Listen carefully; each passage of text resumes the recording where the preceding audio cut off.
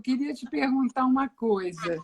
Eu queria que você contasse para a gente, antes de eu começar a contar a história do museu, eu queria que você contasse para a gente com esse teu perfil tão de tão assim, jurídico e de empresa. Como é que você foi parar no Museu de Arte Moderna de São Paulo? Conta para a gente.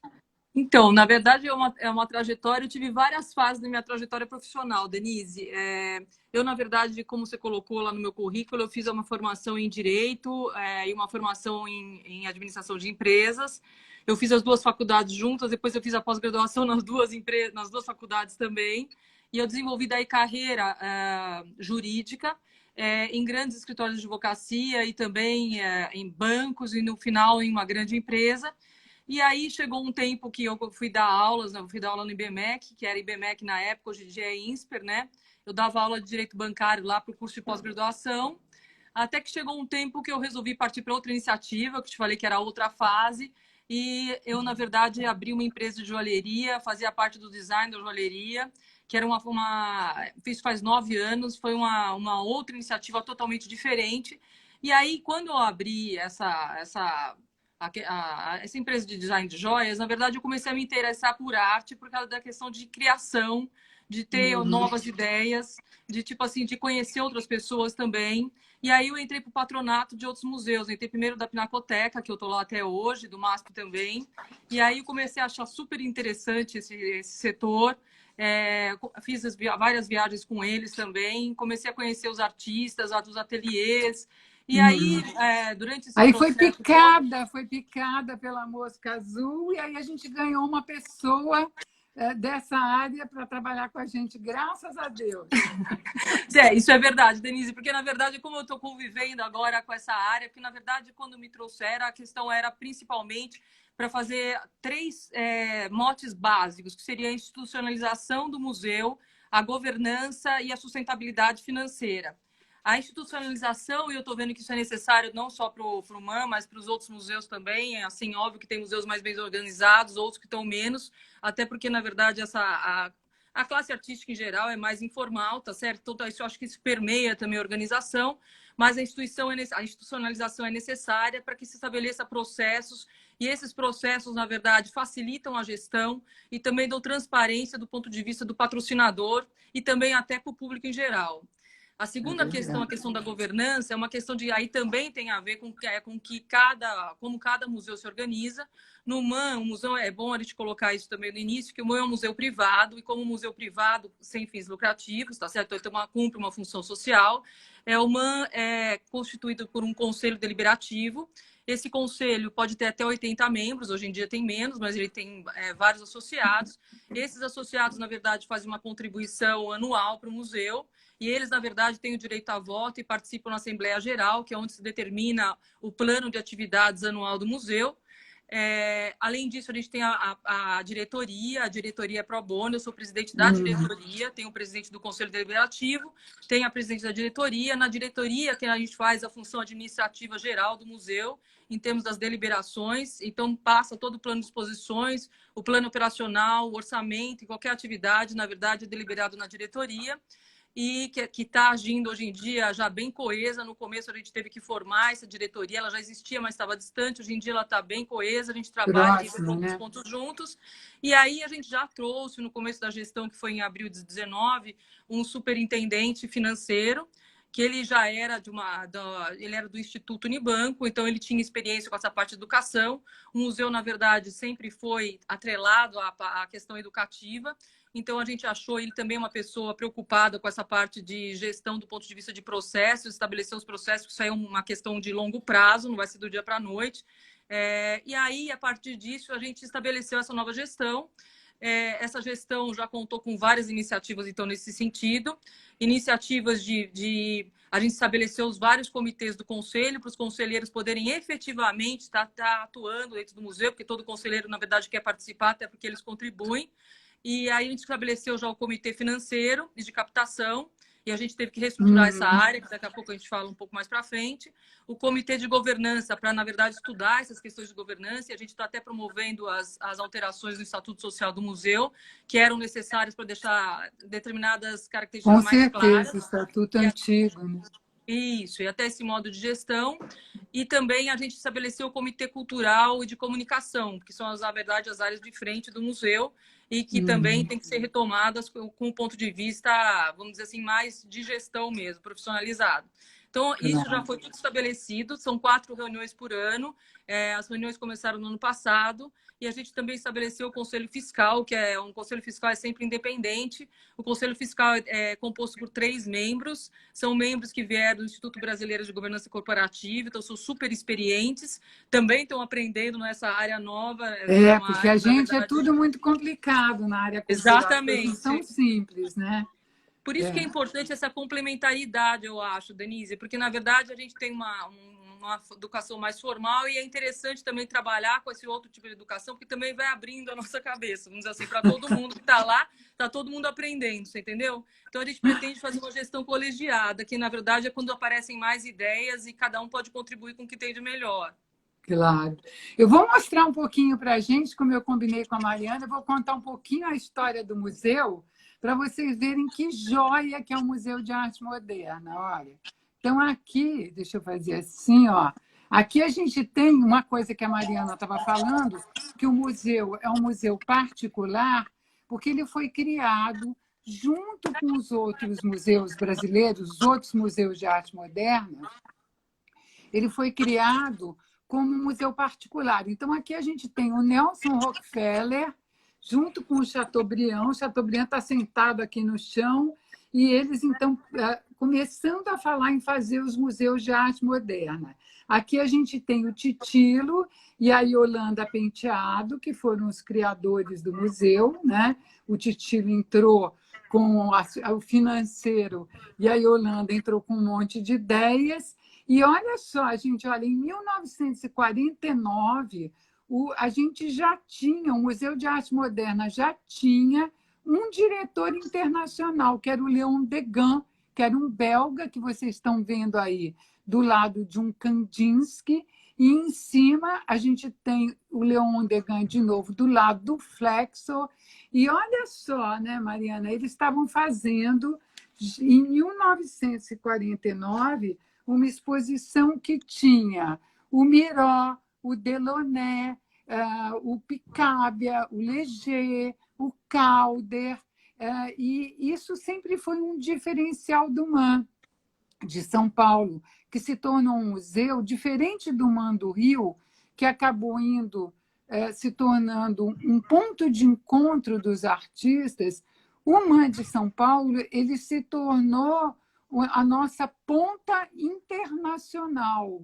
Quer dizer, toda a internacionalização da arte brasileira, tanto da gente receber quanto da gente mandar, veio através do MAM de São Paulo, né?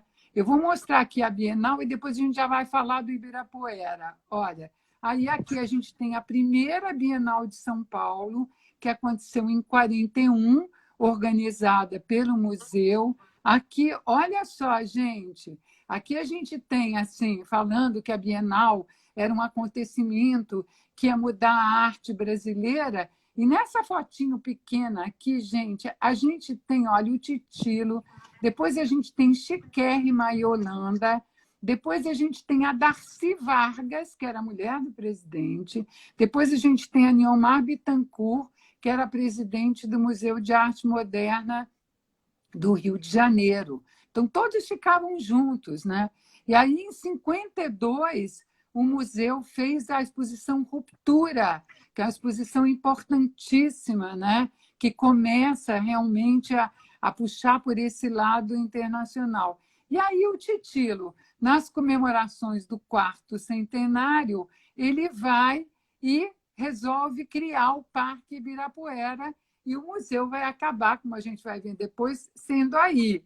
Eu queria saber de você, Mariana, quais são as vantagens e as desvantagens de ter um museu no Parque Ibirapuera? Então, só um comentário também, Denise, depois eu vou fazer outros, com relação àquele cartaz que você mostrou do MAN de 1951. A gente fez uma reedição desses cartazes agora, na nossa última exposição, que eles tinham sido todos vendidos, e até ele está, na verdade, no MoMA, nessa reabertura do MoMA, eu vi esse cartaz lá, na área da América Latina. Então, eu não sei se ainda está à disposição na nossa loja, mas é um cartaz maravilhoso que representa a nossa primeira Bienal, né? Lembrando, como você cartaz falou, do Antônio Maluf, o artista e que a Bienal nasceu dentro do MAN. Isso eu acho super interessante em termos de história. Com relação ao Parque Ibirapuera, Denise, é uma oportunidade estar lá dentro, né, Denise? Assim, a gente tem a vantagem de estar próximo a vários outros equipamentos culturais. Lá no Ibirapuera, a gente tem a própria Bienal, além do MAN. Tem o MAC, que está do outro lado da ponte, mas que também a gente cada vez quer mais aumentar a parceria com os museus. Museu Afro-Brasileiro, a OCA, o Auditório Ibirapuera. Então, assim, são vários equipamentos culturais que, tipo assim, se houver uma parceria, seria muito interessante, tipo assim, que eles não tivessem agindo só sozinhos, que a gente pudesse se unir. Lembrando que alguns têm uma constituição de ser um equipamento cultural público, a gente é privado, mas se for possível fazer essas parcerias, e sempre eu acho que será bem interessante para assim, o futuro nosso, dos outros museus também em termos de gestão. O parque também é um local que propicia a gente trabalhar com a questão de sustentabilidade ambiental, e a gente até tem a sala de vidro, quando a gente passa pelas salas de exposição do museu. A sala de vidro, na verdade, está aberta para a Marquise, até a nossa porta principal, hoje em dia, abre para a Marquise e para o Jardim de Esculturas. Tudo isso visando, logicamente, o fluxo de pessoas, mas também a sustentabilidade do museu. E outra coisa que eu acho interessante também é que o parque foi concedido recentemente, né, por uma concessão privada, e nessa concessão eu acho que assim vai ser uma oportunidade de trabalhar questões como questões de segurança, que vão ser mais trabalhadas, de iluminação, da própria questão de Wi-Fi, de ter estacionamentos. Eles também pretendem com segurança também, né? Com segurança. Então, eu acho que vai ser uma oportunidade de um museu, e também a questão de assim, a localização dos museus, ter melhor indicação, porque isso hoje em dia não está tão claro. Então, muita gente pergunta, mas qual que é o museu, qual que não é, onde ele fica? Então, isso tudo eu acho que vai ser uma boa oportunidade de a gente trabalhar com essa concessão. Que maravilha. Ó, eu vou mostrar para vocês o cartaz da segunda Bienal. Gente, ó, eu queria que vocês prestassem atenção. Olha, a Bienal se chamava Bienal do Museu de Arte Moderna de São Paulo, tá? Então, todas as bienais elas foram concebidas pelo Museu de Arte Moderna. Aí, em 53, tinha a comemoração do 4º centenário, então o Titilo ficou encarregado desse comitê, fez o Parque Ibirapuera e fez da segunda Bienal. Tem pouca gente que sabe isso, mas a segunda Bienal de São Paulo é considerada internacionalmente uma das exposições mais importantes que já aconteceram no mundo. Olha, gente, ó, aqui a gente tem a Guernica, do Picasso, que veio para a abertura. Aqui, olha, que linda! As pessoas visitando a exposição. E eu vou mostrar uma coisa agora que ninguém sabe. Gente, o prédio da Bienal, ele foi projetado para ser ele se chamava o Pavilhão das Indústrias. E quando teve a Bienal 53, a Bienal de 53, era assim que era a Bienal das Indústrias, né? Aí aqui, ó, era muito incrível. Aí eu fico pensando que uma exposição que trouxe a Guernica, que tinha salas enormes, imagina o que não ia custar uma exposição dessa hoje. E eu queria aproveitar a questão para a Mariana falar um pouquinho também para a gente sobre o problema das exposições internacionais, né? O custo das exposições internacionais. Primeiramente, Denise, eu acho que a gente tem que falar também da questão da própria organização de uma exposição internacional, que você deve saber melhor do que eu, porque você foi diretora técnica do museu e de outros museus.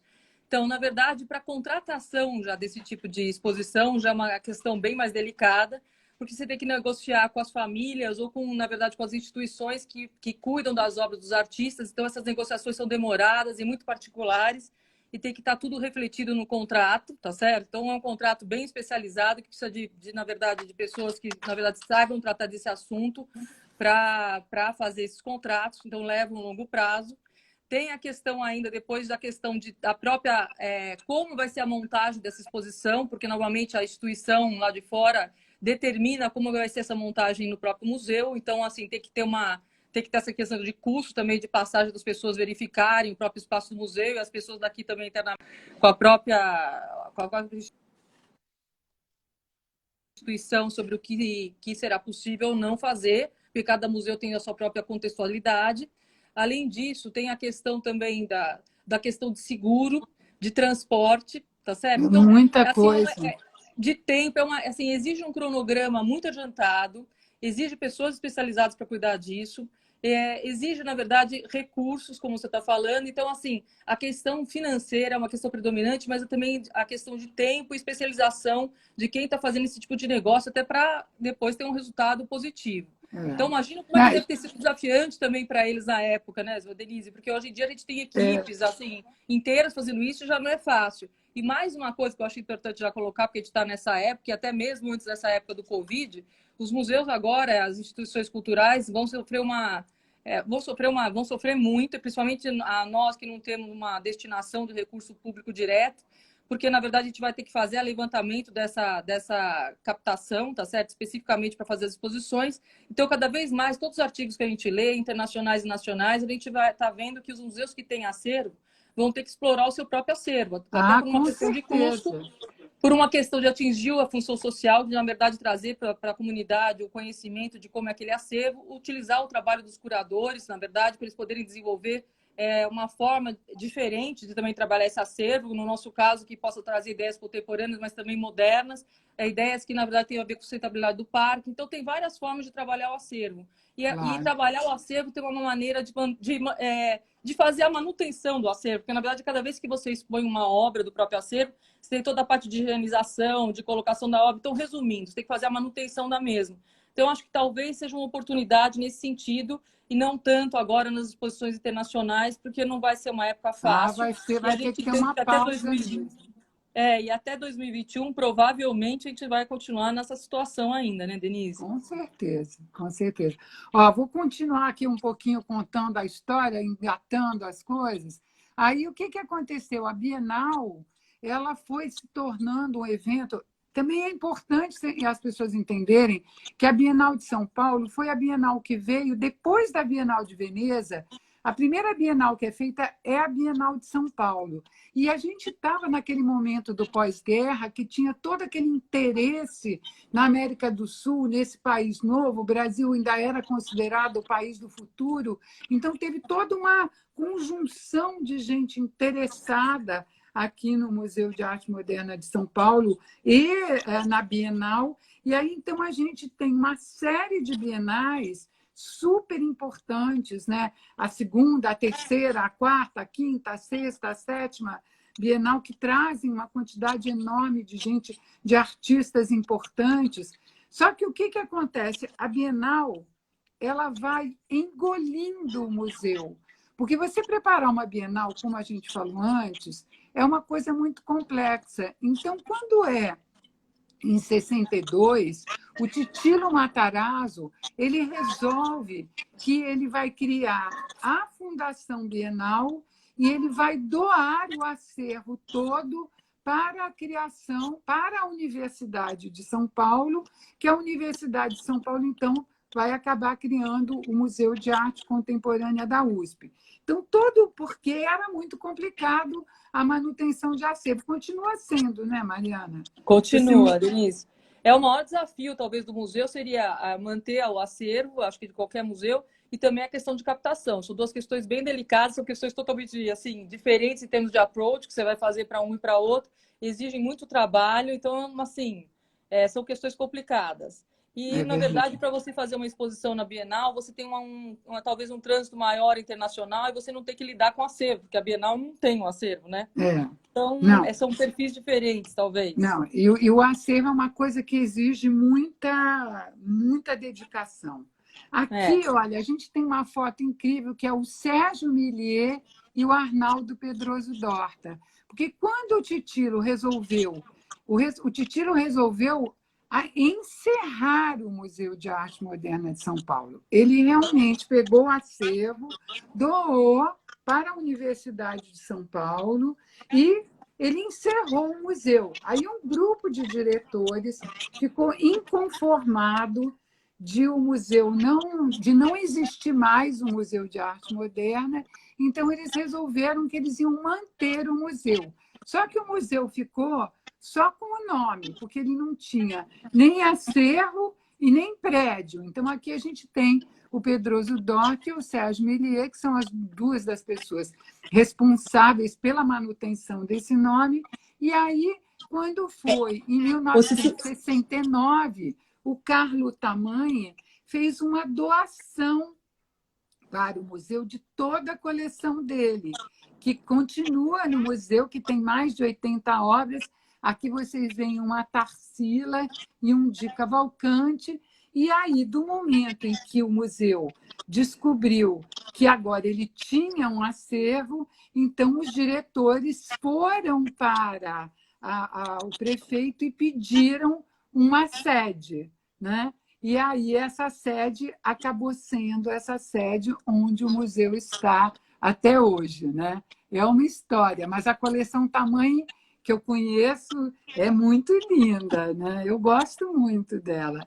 Ô, Então, Denise, eu fiz uma pesquisa por dessa live, você tinha me colocado que você falaria sobre esses pontos, eu achei interessante dois aspectos aqui com relação, eu olhei a ata, né, como advogado, olhei a ata que teve a desconstituição do museu, e na verdade foi interessante que, assim, teve, obviamente, diretores discordantes, mas assim, a maior parte dos diretores que quando o Titilo propôs, e era pela sustentabilidade financeira, veja como a sustentabilidade é uma questão importante, que eles estavam tentando manter a sustentabilidade do museu, mas que não tinha sido possível, e aí eles fizeram essa doação, daí com a aprovação da maioria dos diretores em uma Assembleia Geral, inclusive do mobiliário do museu. E eles deixaram somente o nome do museu à parte, porque, na verdade, o museu receberia uma subvenção que seria repassada para a Bienal. Então, foi assim que ficou, na verdade, do ponto de vista jurídico, a questão do museu. Você entendeu? E aí, como você falou, esses diretores discordantes ficaram vagando entre o Conjunto Nacional e o Terraço Itália, ficaram vagando mesmo. Vagando e procurando, na verdade, se reunir. Se reuniam também muito no rodeio, que eu vi essas pesquisas, reuniam no rodeio para, na verdade, manter a marca do museu, manter a marca MAN, porque eles achavam a marca MAN muito importante e eles queriam que o museu fosse novamente vivo. E aí o Carlo Tamanhi era um industrial italiano que tinha saído da Itália por uma questão de problema político, daí ele veio para cá e virou um empresário importante. E ele começou a se envolver com os artistas. Esses artistas, na época, ainda não eram tão reconhecidos. Ele teve um olho interessante para constituir essa coleção. E aí, quando ele faleceu, ele doou a coleção. E aí começou essa segunda fase do MAN. Do museu, né? Vou mostrar para vocês uma imagem. Olha, quando o museu vai para o Ibirapuera, ele vai para um espaço que era conhecido como Pavilhão Bahia, porque em 1959 a Lina Bardi tinha feito uma exposição nesse espaço, que até então era uma espécie de um almoxarifado. Então, ela fez essa exposição em 59, linkada com a Bienal. E aí, então, ela arrumou o espaço inteiro, olha, fez o Pavilhão Bahia, e como ela fez essa exposição sobre a Bahia, todo mundo conheceu como Pavilhão Bahia. Então, esse espaço é doado para o museu, e aí a Diná Lopes Coelho se torna diretora, uma mulher, tocou para frente, ainda bem que temos uma mulher agora no museu, gosto disso, né? E aí a Diná, muito esperta, ela vai... A primeira exposição que o museu faz é uma exposição que se chama Panorama da Arte Brasileira. E ela convence os artistas a doarem obras para o museu, para reconstituir o acervo do museu. Então, a gente passa a ter as obras do Panorama constituindo, que eram obras contemporâneas e não modernas, né, para constituir o O acervo. acervo. Olha aqui tem a Diná, que era uma pessoa danada, trabalhava para caramba, né?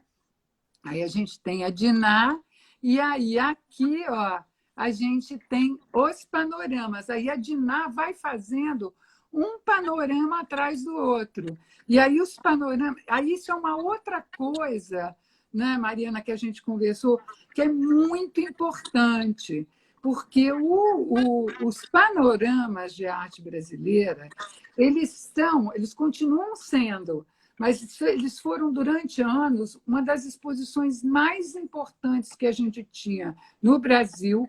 Todos os artistas queriam participar e os artistas que ganhavam o prêmio de aquisição, essas obras iam para o acervo e estão lá no museu até hoje. Então, o museu ele tem, além do tamanho, da coleção tamanho, o museu também tem essa coleção importantíssima que foi constituída ao longo dos anos, durante os panoramas, tá? E depois, posteriormente, foi feito um núcleo contemporâneo. Então, o museu tem uma bela coleção, né, Mariana? Tem, o museu hoje em dia tem, a gente está passando por é o acervo do museu, o coração do museu. A gente tem praticamente 5.600 obras hoje em dia, entre obras modernas e contemporâneas. O núcleo maior das nossas obras são contemporâneas, por essa história toda que você contou, Denise. O panorama hoje em dia é bianual. O panorama, eu chamo panorama porque é uma panorama da arte brasileira, tentando mostrar, na verdade, sob o olhar de cada curador, que é diferenciado, como anda a arte brasileira no período em que ele é feito. A última foi a da Júlia Rebouças, em que ela convidou 29 artistas de diferentes estados brasileiros. Foi maravilhoso. Alguns conhecidos, alguns conhecidos, alguns não tão conhecidos, que também têm oportunidade no museu, e que, na verdade, trouxeram as obras totalmente, cada uma com a sua questão, com a sua identidade, para dentro do museu. Algumas até foram construídas lá no espaço. Então, o panorama hoje em dia é bianual, é ainda a exposição mais importante que nós temos. No final, a gente tem um recurso que é destinado para comprar algumas obras do próprio panorama, mas a gente não tem mais o prêmio hoje em dia. Por isso que foi interessante você trazer essa questão do prêmio.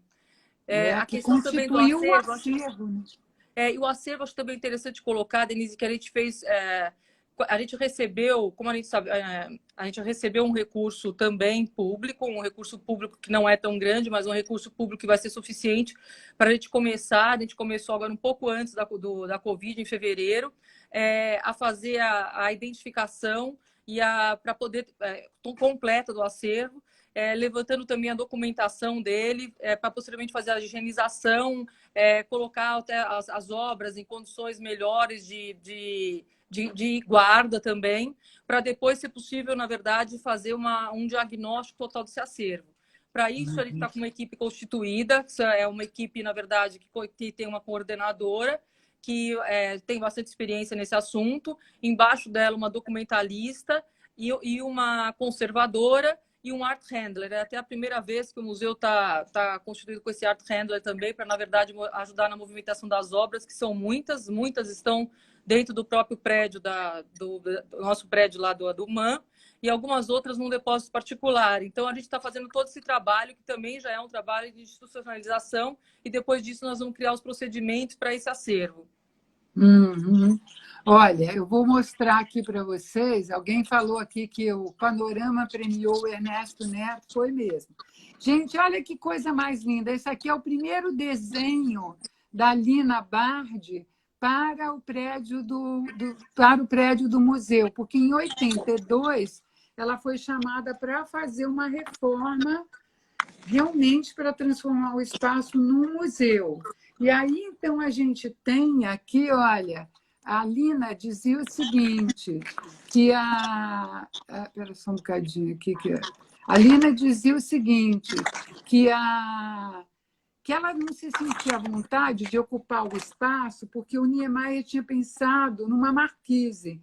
Então, para manter a marquise, ela fez... Vocês estão vendo que tem 5 painéis aqui.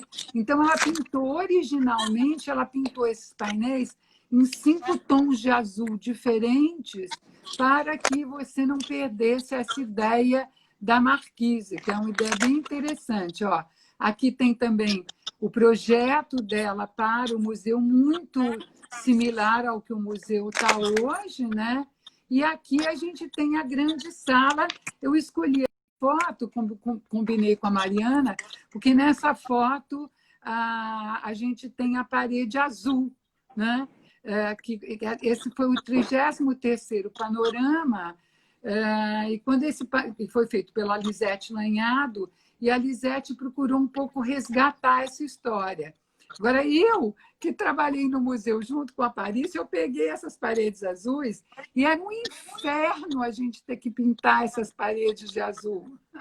Era uma coisa terrível, porque eram 5 cores diferentes, assim, era muito complicado. Ô, Denise, a cada exposição vocês tinham que pintar a parede novamente? Como funcionava, Denise? Não, não, a gente não pintava sempre, não, porque a gente nunca usava essa parede, porque era uma coisa muito complicada. A gente usava mais os painéis e deixava a parede quieta lá, mas toda suja, de vez em quando precisa limpar, pintar, né? Só que Entendi. na época que eu trabalhei no museu, eu trabalhei de 87 a 89, não tinha como tem hoje as tintas todas bonitinhas, você vai lá e compra em degradê, não. A gente tinha que ficar misturando as tintas, porque quando eu trabalhei no museu, não tinha tanta diferença, Mariana. Hoje a gente tem uma profissionalização que é muito interessante, né? Uma profissionalização que você tem a curadoria, você tem as pessoas. Quando eu trabalhei, tinha muito pouca gente no museu, a gente fazia de tudo, captava recurso, tinha comissão de arte que escolhia, era uma época muito diferente. É difícil também, né, Denise? Hoje em dia, acho que tem uma peculiaridade que eu acho interessante, Denise, talvez você possa até complementar, que eu fui pesquisar também. A gente trabalha com vários painéis hoje em dia no museu.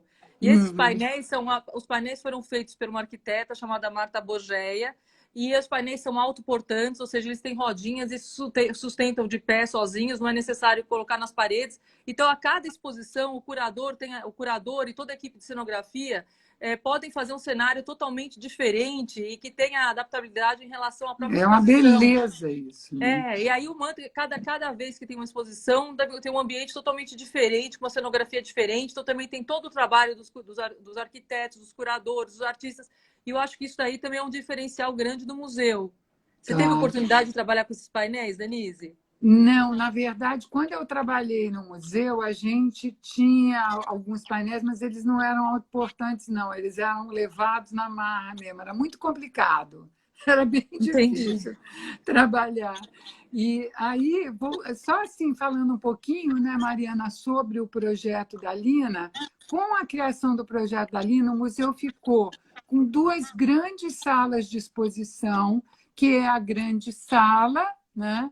Que é um espaço super bonito, que aqui eu estou mostrando com a exposição da Lisete, está vazio, para as pessoas poderem ter uma ideia do tamanho desse espaço, né?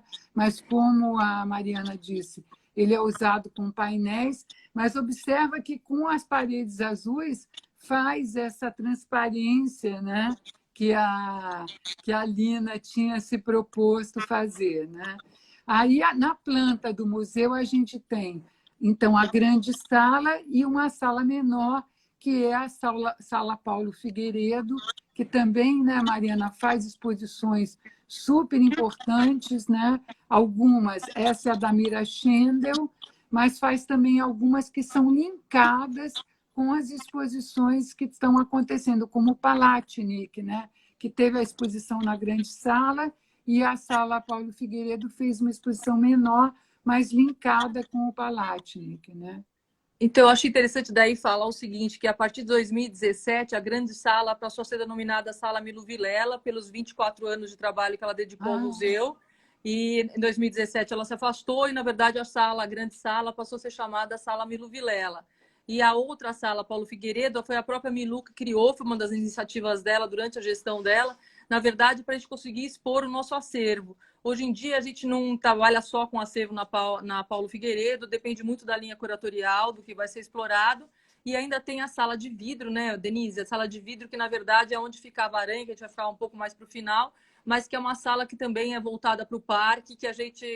exatamente. E que a gente está trabalhando bastante com ela também, temos da linha curatorial do museu, porque pode desenvolver toda uma questão também ambiental, a questão, na verdade, das pessoas de fora poderem ter uma interação com o próprio museu. Então, é uma sala importante para a gente também. E tem o Projeto Parede, né, Denise? Que é o Projeto Parede Olha, o que vai dar Projeto Parede, olha, o Projeto Parede é uma sacada do museu sensacional, porque, assim, na verdade, é um corredor, né?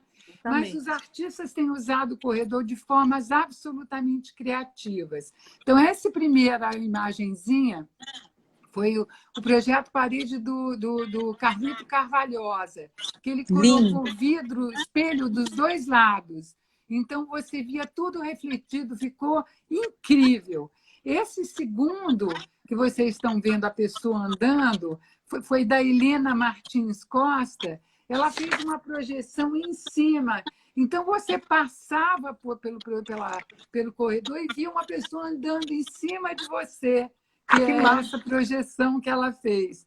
E o outro, eu escolhi três, tem vários maravilhosos. Esse último do Wagner Malta, dos Círios, eram essas lâmpadas, né, que ficavam acesas, só que quando você passava por elas, elas apagavam, Que entendeu? lindo. Então os artistas... E você me falou que quando o museu reabrir, vai ter um projeto parede incrível, né, Mariana? Então, quando a gente reabrir, aliás, tinha ficado pronto antes do museu fechar por causa da Covid. É um projeto chamado Roça Barroca, do Tiago Honório. É feito todo em taipa e pau de pedra. É maravilhoso, porque, na verdade, ele reconstrói e tem pedaços de galhos do Parque Ibirapuera. Então, é um projeto totalmente, assim, que remete à história brasileira, vamos dizer assim. E é muito imponente, muito potente. A gente vai trazer logo mais para iniciativas das nossas ações digitais, para as pessoas terem umas pílulas do que é esse projeto. E acho que vão gostar bastante. Olha, eu queria falar rapidinho também, antes de eu passar a palavra para a Mariana, contar mais coisas para a gente, que o museu tem uma biblioteca absolutamente sensacional. É assim, eu sou apaixonada pela Biblioteca do Mãe, a melhor biblioteca de arte que tem no Brasil, super organizada, acessível, ajuda os pesquisadores. Eu estou Tudo que eu vou fazer, eu vou lá no MAN pesquisar. De vez em quando, eles fazem umas pequenas exposições do acervo dentro da biblioteca. Tem um auditório também, que é uma gracinha, pequeno, muito usado também para o educativo, né, Mariana? Sim, na verdade, tem várias coisas. A biblioteca realmente é um oásis dentro do museu. É a única biblioteca que, na verdade, fica aberto durante todo o período que o museu está aberto. Então, não precisa fazer uma lista de espera. É só, na verdade, entrar. A Léa Cassoni, hoje em dia, que está lá há anos, ela é uma pessoa super experiente. Maravilhosa. Tá, ela é maravilhosa, eu Ela é adoro. maravilhosa. E ela assim, ajuda qualquer pessoa que for. A biblioteca é amada pelos curadores, pelos artistas, pelos pesquisadores, então tem sempre gente lá. Tem um acervo de mais de 95 mil itens. Eu acho interessante comentar que tem um acervo documental de praticamente uns 12 mil títulos, que conta toda a história do museu e das exposições que o museu teve. Depois tem um acervo bibliográfico com 18 mil títulos, que daí conta a história dos artistas, das exposições nacionais e internacionais, que também é super É interessante. maravilhosa. É maravilhoso. Eu queria ter mais tempo, porque eu não tenho tanto tempo. E ainda tem um que eu acho super interessante, que é o acervo audiovisual, que tem 5 mil títulos, que assim, a gente tem vários vídeos nacionais e internacionais com a vida dos artistas, vídeos importantes de histórias brasileiras também. É assim, e pode ser retirado diariamente, tá? A pessoa pode levar até 3 vídeos, assim, quase ninguém sabe disso. Então, acho que isso aí é super interessante. Estou Ainda tem a preparando questão. uma doação de vídeos. A última vez que eu tive, a Leia falou: Denise, você não tem vídeo para doar? Eu falei: tenho. E você estou separando todos, mas aí veio Eba! o Covid e atrapalhou tudo. Mas é uma Eu boa já ideia, fiz, Denise. eu já fiz uma doação maravilhosa quando eu trabalhei muitos anos na Petite Galerie. E eu tinha uma caixa de catálogos da Petite que eu não sabia mais o que fazer, cada vez que mudava era um inferno. Aí eu doei para a biblioteca do museu e está lá, entendeu? Quando eu preciso, eu sei onde está, inclusive fica mais fácil da gente achar. Por isso eu recomendo para todos os pesquisadores, gente que tem coisa em casa, doem as coisas para o Museu de Arte Moderna de São Paulo. E lá, assim, a biblioteca é muito bem conservada, Denise. Então, assim, está super organizada, tem essas exposições. É bom que vocês estão vendo aqui que tem essa... Na verdade, tem esses... Não sei como é que chama, esses espaços que a pessoa pode fazer a pesquisa e tem umas mesas maiores. Tem aqui do lado esquerdo fica, na verdade, os armários onde são guardadas as obras. É, assim, é maravilhosa. Eu acho que o Oásis de São Paulo é um passeio. Vale muito a pena. Com relação ao que você falou, Denise, também, depois você falou do que você falou do próximo do outro do assunto, educativo. Denise? Do educativo. O educativo eu acho que é assim, a segunda área mais importante do museu, tá certo? O educativo do museu é um educativo super diferenciado e eu também fiz uma pesquisa e vi que, historicamente, o educativo já fazia parte do objetivo, da missão do museu e ele continuou sendo muito reforçado na gestão de todos os outros presidentes, principalmente na da Milu também, tá certo? Os patrocinadores, eles, na verdade, têm muita identificação com o educativo do museu. E aqui vale a pena a gente ressaltar que é uma área importante. A gente tem 12 profissionais que trabalham no educativo do museu. A gente é reconhecido pela nossa acessibilidade. Eu vou citar alguns programas aqui, não dá para citar tudo, senão também não dá nem tempo para falar para a live. Mas a gente faz programas, muitos programas sociais e programas também relativos a questões de deficiência mesmo. Então, a gente tem um programa igual, diferente, que é um programa em que, na verdade, a gente trabalha com pessoas com deficiência física, intelectual, trazendo eles próximos à arte. É um projeto muito especial, é um projeto também caro, que, tipo assim, tem profissionais muito dedicados para esse tipo de assunto, tá certo? Então, esse é um grande diferencial do museu. Agora, até nessa questão que a gente está fazendo várias ações digitais, depois que começou o Covid, a gente está tendo o Léo Castilho, que é um educador surdo do museu, fazendo várias lives com a experiência que ele tem de arte e educação para pessoas que também têm problema de surdez, tá certo? Traduzindo para português para quem tiver interesse. Então, assim, é interessante para conhecer o trabalho. A gente tem também um trabalho super importante do educativo chamado Domingo Man. O Domingo Man foi um trabalho super pioneiro do museu, ainda mais vendo o que acontece hoje em dia, que a gente começou a ter na nossa marquise aos domingos, porque muitas famílias ficavam lá perto, problema com droga e álcool, com os jovens que frequentavam a marquise. E aí o museu, você vê como foi pioneiro, na verdade, o pessoal do educativo do museu. Eles saíram para fora, foram entender a situação e, na verdade, eles fizeram um projeto lindo, que é esse projeto Domingo Man, e que, na verdade, eles trataram, trazendo esses jovens para dentro do museu para conhecer a questão de arte, mas falando isso tudo numa linguagem apetecível a eles, para que eles entendessem também que tem formas construtivas de você, na verdade, ter uma interação com o próprio museu, com o parque e tudo mais. Então, isso foi super importante. Esse projeto também é um projeto que várias empresas fazem investimentos. É um projeto super importante e interessante. E tem mais um projeto, tem vários, mas mais um que eu vou citar, que é um projeto chamado Família Man, que daí é um projeto aos sábados, que trabalha, na verdade, com as famílias como um todo, crianças, jovens, adolescentes e os pais, que vêm fazer visitas aos museus. As visitas são mediadas, tem assim, experiências poéticas que também a família pode passar. Então, assim, é uma experiência muito importante, tem vários aspectos que, na verdade, favorece muito a nossa acessibilidade, como a gente está falando, porque são vários públicos envolvidos. E é um trabalho que já está, que a gente tem, assim, vamos dizer, praticamente pronto, porque faz parte, como os profissionais do museu são profissionais que não são prestadores de serviço, são profissionais mesmos e funcionários do museu, eles estão prontos para oferecer isso como contrapartida em termos de patrocínio. O que é um diferencial muito grande. E a gente, na verdade, está também trabalhando com a questão que estou perguntando aqui, a questão dos cursos. A gente tem vários cursos também. E são cursos de história da arte, cursos muito variados, e que a gente conseguiu agora, nesse tempo também digital, como uma ação digital, trazer alguns desses cursos. Um deles está sendo muito procurado até, que é o curso de Filosofia e Arte Contemporânea, que está sendo ministrado pela Magnólia Costa, que é super interessante, e que está já em ação digital. E tem mais 2 cursos que também estão como no meio digital já, e a gente está obtendo sucesso com eles. Legal.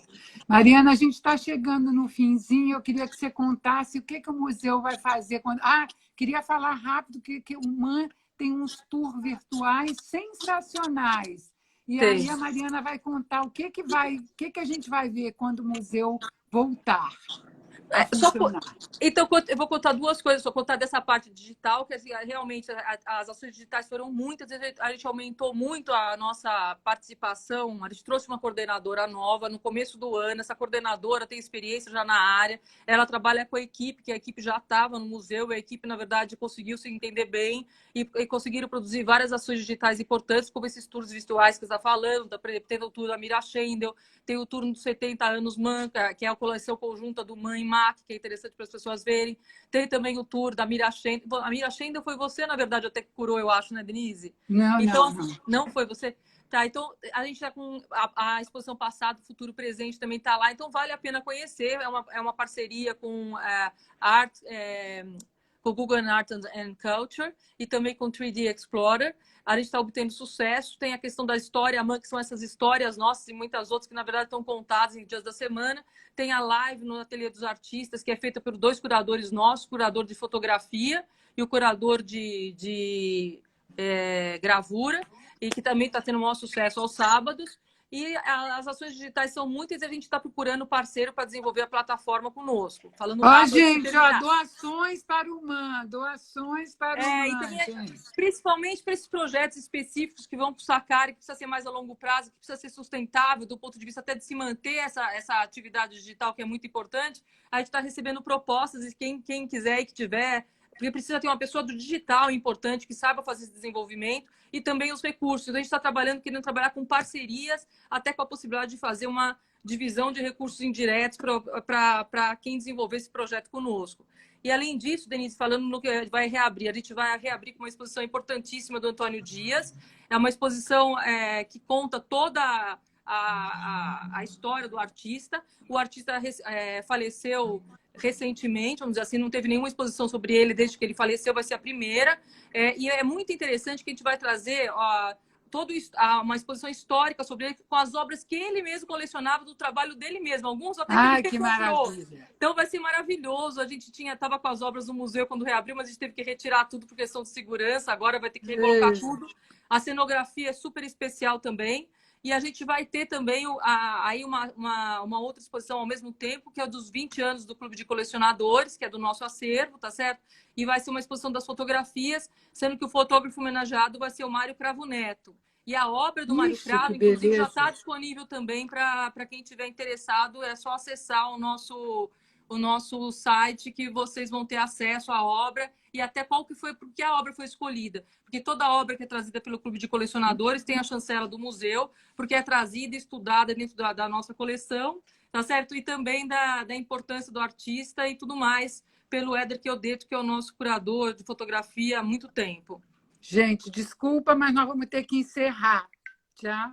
Então, Denise, foi um prazer, Denise, falar com você. Igualmente. Um beijo, Mariana. Obrigada a vocês pela presença. Obrigada a todo mundo. Um beijão, Denise.